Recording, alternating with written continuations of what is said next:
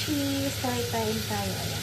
Yung hindi talaga tayo sanay na nagagalit yung amo. Parang, alam mo yung lahat ng buto mo, nanginginig talaga, lahat ng katawan mo as in nanginginig. So, hindi ka talaga sanay na pinapagalitan ng amo. So, pag isang mali, yung parang galit na siya, yung parang isang gawain lang na hindi mo nakuha sa kanya. So, parang masama na yung loob niya, like, magtapon ng tissue, kailangan pag nakita mo, kunin mo sa kanya, di ganito. Akin na madam, ganyan.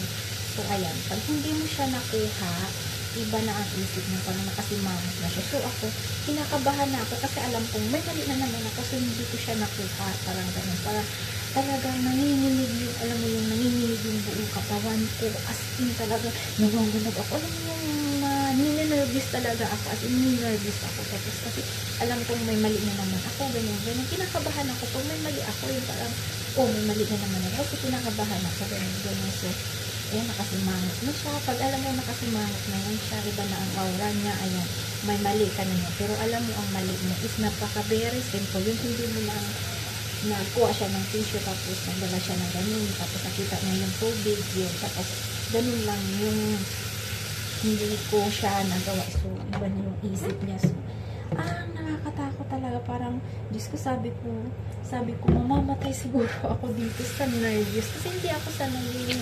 Lagi kang kinakausap ng isang oras, isang kalahati, 2 oras. Pag may mali ka, ganun.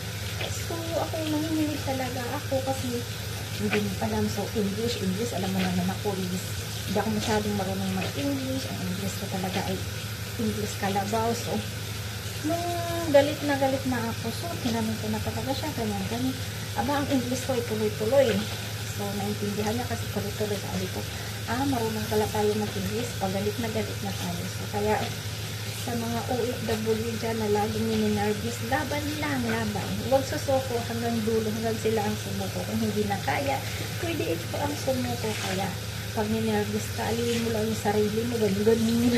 Sabi nga ng amo ko, bakit nakaganyan-ganyan ka, nakashik-shik ka, ginaganyan ko talaga yung kamay ko, ginaganyan ko, para mawala ba yung nervous mo, ginaganyan ko, yan, tapos, pinipisil-pisil ko yung, saan yung katawan ko, para mawala yung nervous ko, habang kinakausap niya ako, ganyan-ganyan. So, hindi talaga ako sanay na, kinakausap na nga mo, yung kunting mali, yung napaka-big deal na niya, ayan.